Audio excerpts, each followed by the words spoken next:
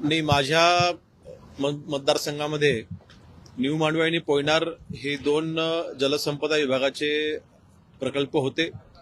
विशेष म्हणजे माझे वडील खेड तालुक्याचे आमदार असताना त्यांनी या दोन्ही प्रकल्पांची भूमिपूजन केली होती. मध्यंतरीच्या जलसंपदा विभागामधील असलेल्या भ्रष्टाचारामुळे किंवा काही कारणांमुळे कोर्टाच्या आदेशामुळे काही प्रकल्प हे त्यांच्यामध्ये स्टे ऑर्डर होते आणि मध्यंतरीच्या काही कारणामुळे प्रकल्प रखडले होते. आमदार म्हणून 2019ला निवडून आल्याच्या नंतर ह्या कामांचा पाठपुरावा मी चालू केला होता आणि आज महाराष्ट्र राज्याचे मुख्यमंत्री देवेंद्र फडणवीस साहेबांनी या दोन्ही प्रकल्पांना आज मान्यता दिलेली आहे. दोन्ही प्रकल्पांना सुप्रमा ह्या इश्यू झालेल्या आहेत. पोयनार ह्या प्रकल्पाकरिता 265 कोटी आणि न्यू मांडवे ह्या प्रकल्पाकरिता जवळपास 195 कोटीचा निधी. पोयनार हा प्रकल्प ज्यावेळेस पूर्ण होईल त्यावेळेस त्याच्यामध्ये जवळपास 14 गावांचा समावेश आणि जवळपास 1000 पेक्षा जास्त हेक्टरची जागा ही सिंचनाखाली येईल. न्यू मांडवेला देखील जवळपास 5 ते 7 गावांना याचा फायदा होणार आहे आणि 1000 हेक्टरपेक्षा जास्त जागा तिकडे सिंचनाखाली येणार आहे. कोकणामध्ये कोकण विभाग जर का आपण पाहिलं, संपूर्ण महाराष्ट्रामध्ये विदर्भ असेल, पश्चिम महाराष्ट्र असेल, खानदेश असेल आणि कोकण असेल, या सगळ्या विभागांचा जर का आपण विचार केला तर सर्वात कमी सिंचन हे कोकणामध्ये आढळतं आणि म्हणून कोकणामधले हे रखडलेले प्रकल्प मार्गी लागले पाहिजेत. त्याकरिता आज खरं तर माननीय जलसंपदा मंत्री गिरीश महाजन साहेबांचे देखील मी मनापासून आभार मानतो.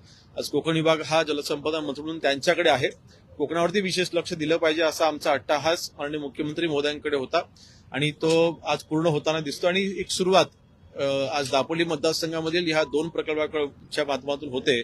परंतु रायगड, रत्नागिरी, सिंधुदुर्ग, विशेषतः तळ रायगड असेल, रत्नागिरी जिल्हा आणि सिंधुदुर्ग जिल्हा या तिन्ही जिल्ह्यांमधलं सिंचन वाढलं पाहिजे ह्याकरिता आमचे विशेष प्रयत्न असले आणि जसं माझ्या मतदारसंघामध्ये हे प्रकल्प आम्ही मार्गी लावलेत त्याच पद्धतीने अन्य जिल्ह्यांमधले देखील प्रकल्प हे मार्गी लागले पाहिजेत. त्याकरता माझे देखील विशेष प्रयत्न असतील. साहेब, दुसरीकडे ज्या पद्धतीने गॅसचा तुटवडा हा नागरिकांना जाणवतो आहे, सायबर चोरट्यांनी याचाच आधार घेऊन नागरिकांना विशेष लिंक पाठवून किंवा एपीके फाईल्स पाठवून सायबर फसवणूक सुरू केलेली आहे. मुंबईत जवळपास 11 गुन्हे असे दाखल झालेले आहेत. काय आपल्या माध्यमातून जनतेला मी एवढंच आवाहन करेन, महानगर गॅसची जी काही अधिकृत साईट आहे, वेब पोर्टल आहे किंवा त्यांचं जे अधिकृत ऍप्लिकेशन असेल त्या माध्यमातूनच फक्त आपण गॅसच्या बुकिंग घेत असतो किंवा त्या माध्यमातूनच जे काय त्यांची प्रोसिजर आहे ती होत असते. अशी कुठलीही लिंक तुमच्याकडे आली असेल तुम्ही ती ओपन करू नका. विविध माध्यमातून आपल्या मोबाईलवरती अनेक वेळा आम्ही असे देखील पाहिले, विधिमंडळात देखील हा प्रश्न आला होता. ई तिकीट चलान देखील त्याचे देखील मेसेजेस आणि काही SMS हे आपल्या मोबाईलवरती पाठवलं जातं आणि ते लिंक उघडल्याच्या नंतर आपला मोबाईल हॅक होतोय किंवा त्याच्यावरती जे काही गैरप्रकार हे करण्याचा प्रयत्न होतोय.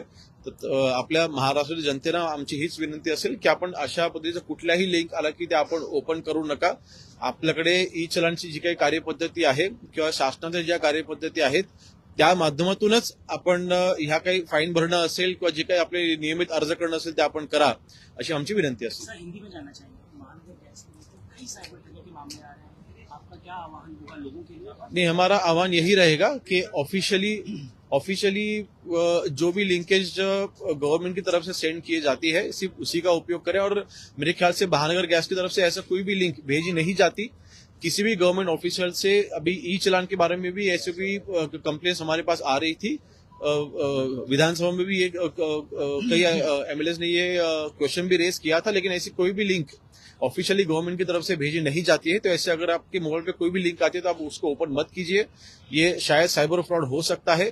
जो भी ऑफिशियल पोर्टल है, जो भी वेब पोर्टल ऑफिशियल्स है, सिर्फ उसी का उपयोग करें, उसके माध्यम से आप ऍप्लिकेशन करें. सर, धर्मांतर बंदी कायद्यावरती चर्चा होते आता किती महत्वाचा हा कायदा आहे आणि कसा फायदा होईल?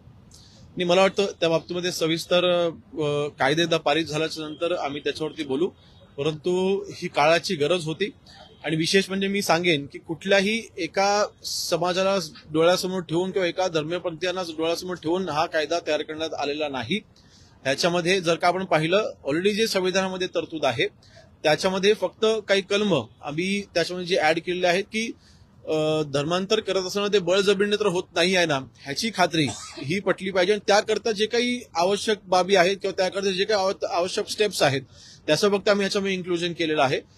संविधानाच्या कुठल्याही विरोधामध्ये आम्ही हा कायदा करत नाही आहोत. कायदा जनतेच्या सुरक्षेसाठीच असणार आहे. धन्यवाद. Thank you sir.